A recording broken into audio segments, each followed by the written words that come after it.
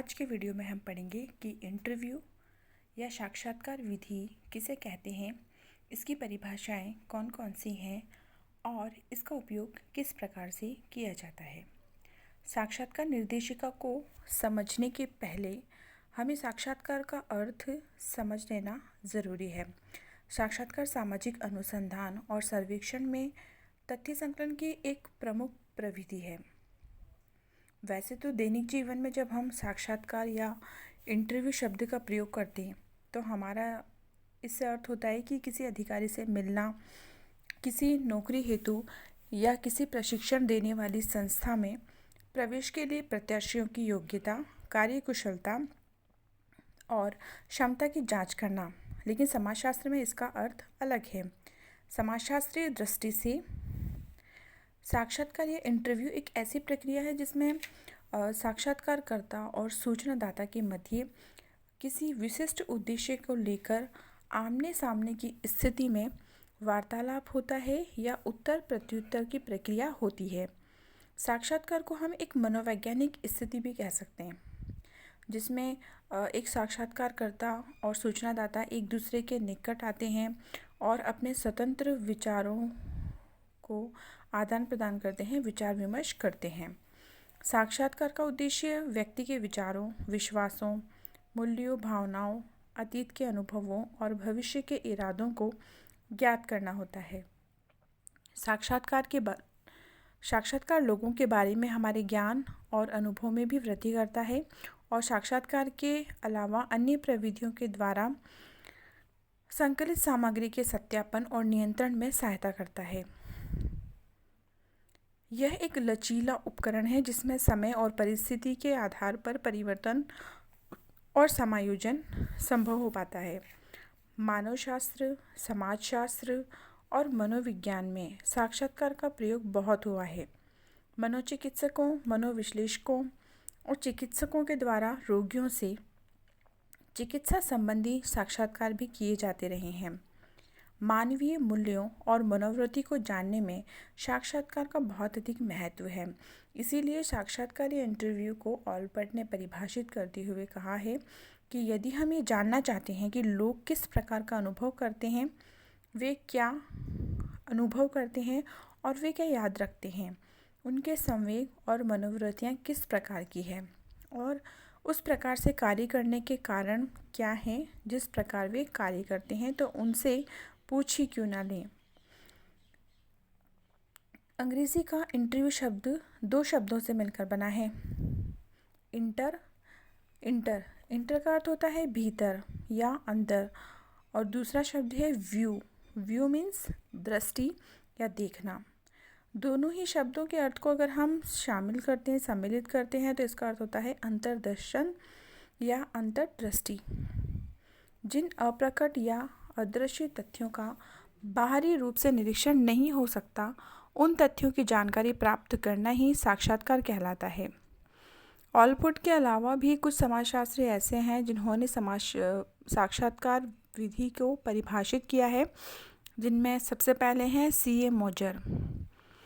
इन्होंने कहा है कि एक सर्वेक्षण साक्षात्कारकर्ता और उत्तरदाता के बीच एक प्रकार का वार्तालाप है, जिसका उद्देश्य उत्तरदाता से निश्चित सूचना प्राप्त करना होता है।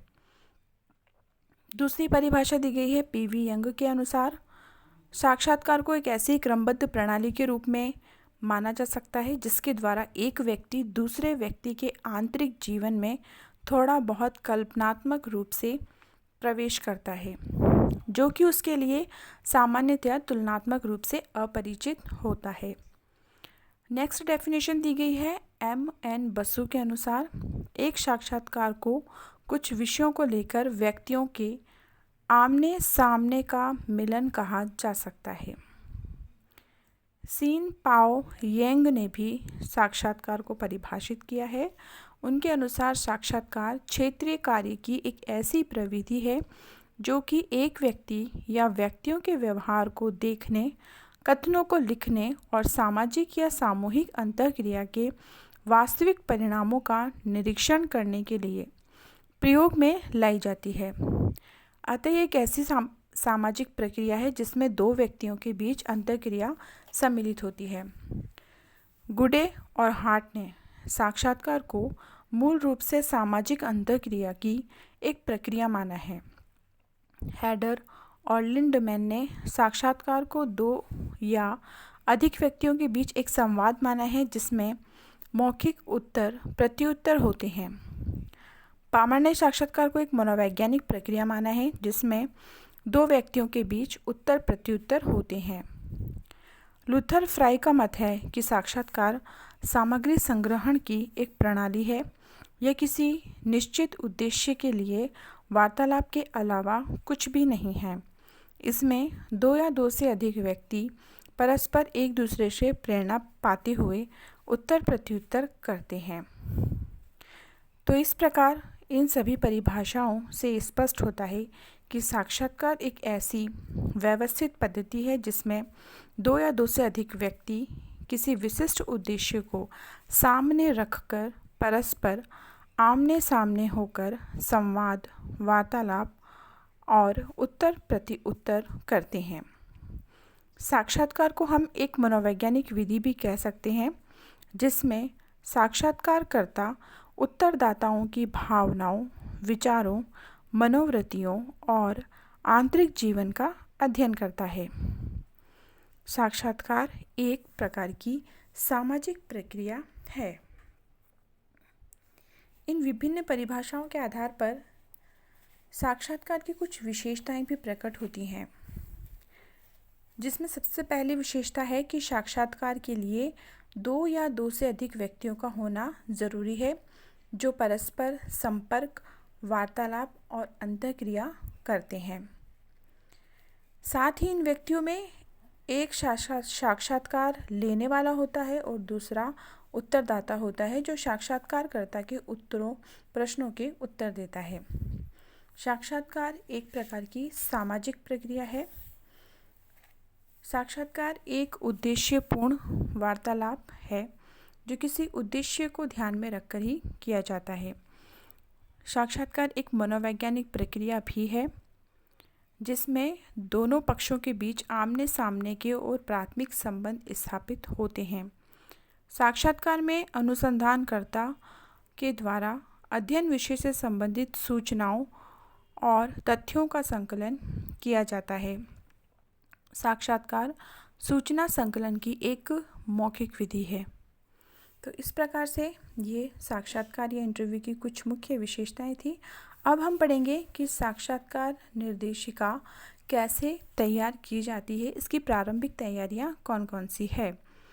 किसी भी साक्षात्कार को शुरू करने से पहले साक्षात्कार के बारे में सूचनादाताओं की प्रकृति, साक्षात्कार का प्रकार, साक्षात्कार का समय, स्थान और उपकरण के बारे में प्रारंभिक विचार कर लेना चाहिए ताकि साक्षात्कार का संचालन सफलतापूर्वक किया जा सके। साक्षात्कार के प्रारंभिक चिंतन में कुछ मुख्य बातें सम्मिलित की जाती हैं। जैसे पहला है समस्या की पूर्ण जानकारी। साक्षात्कार का आयोजन करने वाले व्यक्ति के लिए ये ज़रूरी है कि उसे समस्या के बारे में पूरी जानकारी हो, क्योंकि साक्षात्कार के दौरान जब सूचनादाता साक्षात्कारकर्ता से अनेक प्रकार के प्रश्न करता है या वाद विवाद करता है तो उसे प्रश्नों का संतोषजनक उत्तर और स्पष्टीकरण देना पड़ता है। विषय के ज्ञान के अभाव में साक्षात्कारकर्ता को लज्जित भी होना पड़ सकता है और ऐसी स्थिति में अनुसंधान की सफलता भी संदिग्ध हो जाती है। इसलिए ज़रूरी है कि साक्षात्कारकर्ता को विषय के बारे में पूरी जानकारी हो जिससे वह सूचनादाता के समक्ष स्पष्ट कर सके। दूसरा है सूचनादाताओं के बारे में पूर्ण जानकारी। साक्षात्कारकर्ता को सूचनादाताओं की योग्यता, उनके निवास स्थान, व्यवसाय, स्वभाव, अवकाश या मिलने के समय के बारे में पर्याप्त और पूरी जानकारी होनी चाहिए और इसलिए सूचनादाताओं को पूर्व में ही ये जानकारी ले लेनी चाहिए। सूचनादाताओं की प्रकृति, विचार और संस्कृति और जाति और सामाजिक स्थिति आदि का भी ज्ञान होना चाहिए। ये सभी बातें जानना साक्षात्कार की सफलता के लिए आवश्यक होता है। साक्षात्कारदाताओं का चुनाव। अध्ययन विषय की आवश्यकता के अनुसार उपयुक्त साक्षात्कारदाताओं का चुनाव आवश्यक है।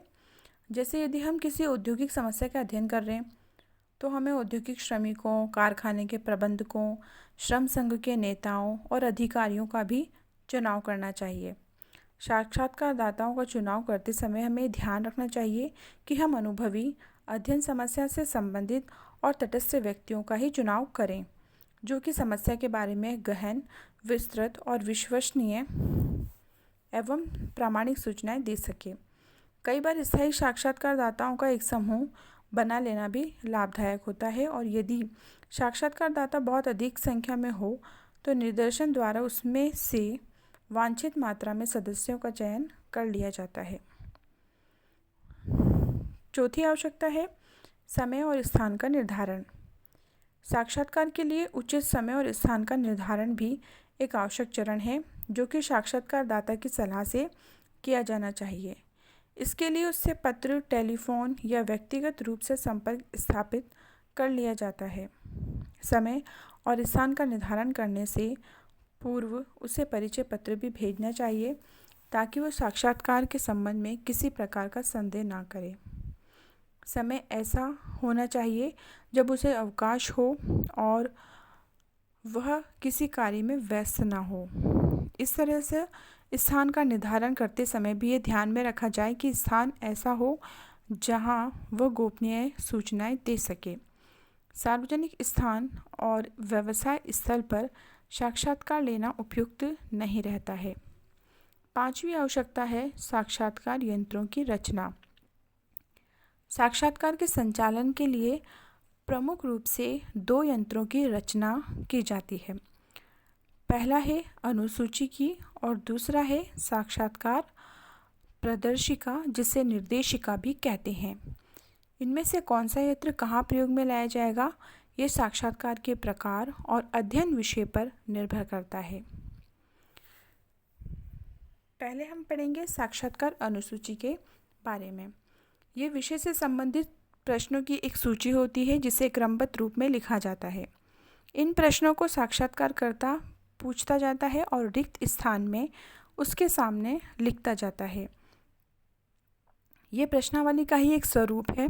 साक्षात्कार अनुसूची में उत्तरदाता का नाम, स्थान, आयु, जाति, वैवाहिक स्थिति, धर्म, व्यवसाय आदि का उल्लेख होता है, और उसके बाद अध्ययन समस्या से संबंधित अनेक प्रश्न होते हैं। साक्षात्कार अनुसूची का प्रयोग औपचारिक और निर्देशित साक्षात्कारों के लिए किया जाता है। दूसरा है साक्षात्कार निर्देशिका। साक्षात्कार निर्देशिका एक लिखित प्रपत्र होता है, जिसमें समस्या के विभिन्न पक्षों का विवरण होता है। इसके संबंध में गुडे और हार्ट ने कहा है कि साक्षात्कार पत्र प्रदर्शिका ऐसे शोध प्रसंगों या विषयों की एक सूची होती है, जिसमें साक्षात्कारकर्ता को प्रश्न पूछने के लिए प्रश्नों के क्रम, भाषा और तरीके की पूरी स्वतंत्रता होती है। अनिर्दिष्ट और अनौपचारिक साक्षात्कार में इसका प्रयोग प्रमुख रूप से किया जाता है। साक्षात्कार पत्र प्रदर्शिका में समस्या के विभिन्न पहलुओं की रूपरेखा निहित होती है, और इसमें साक्षात्कार की पूरी योजना का विवरण भी होता है। पूछने योग्य महत्वपूर्ण प्रश्नों की सूची और साक्षात्कार की प्रक्रिया के बारे में आवश्यक सावधानियों व निर्देशों का उल्लेख होता है। साक्षात्कार पत्र प्रदर्शिका की रचना करते समय ये ध्यान रखना चाहिए कि यह नियंत्रक न हो, वरन केवल एक मार्गदर्शक या गाइड ही हो। साक्षात्कार पत्र प्रदर्शिका के कुछ लाभ हैं, जैसे इससे अध्ययन में एकरूपता आती है। यह अध्ययन के प्रधान तत्वों की ओर ध्यान आकर्षित करती है। ये विभिन्न साक्षात्कारों द्वारा तुलनात्मक तथ्यों की प्राप्ति में सहायक होती है, और इसमें साक्षात्कारकर्ता की स्मरण शक्ति पर अनावश्यक भरोसा नहीं करना पड़ता है। इससे अध्ययन में क्रमबद्धता आती है। निर्मित उपकल्पना के आधार पर आवश्यक सामग्री का संग्रहण किया जाता है। विशिष्ट प्रकार के ठोस तथ्यों का संग्रहण भी इसमें किया जाता है। यदि तुम्हें कोई साक्षात्कार लेना है तो तुम्हें सबसे पहले सूचनादाताओं के बारे में वे सभी सूचनाएं लिख लेनी चाहिए जो तुम्हारे पास पहले से ही हैं, जैसे कि उनके नाम, लिंग आदि। यदि सूचनादाता की आयु और प्रजाति की जानकारी भी हो तो उसे भी नोट कर लेना चाहिए।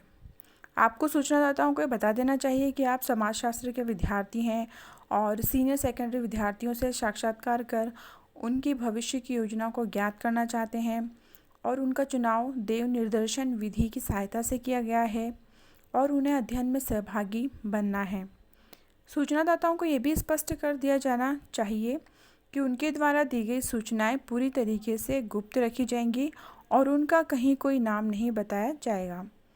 सूचनादाताओं से पूछे जाने के लिए इस प्रकार के प्रश्नों के कुछ उदाहरण हैं जो पीटर आई रोच और उनके साथियों के द्वारा दिए गए, जैसे आपका जन्म कहाँ हुआ। दूसरा प्रश्न है आपके पिताजी का जन्म कहाँ हुआ। आपकी माताजी का जन्म स्थान कौन सा है। अब आप प्रमुखतः कहाँ रहते हैं, या क्या यहाँ आपका अधिकांश जीवन बीता है। आपने किस स्कूल में शिक्षा प्राप्त की है। आप कब से कब तक इस स्कूल में रहे हैं। आपने सीनियर सेकेंडरी में अध्ययन के लिए कौन से विषय चुने हैं। क्या आप स्नातक स्तर की शिक्षा प्राप्त करना चाहते हैं। आप सीनियर सेकेंडरी परीक्षा पास करने के बाद क्या करना चाहते हैं। अब से 8 वर्ष के बाद आप क्या करने की आशा रखते हैं।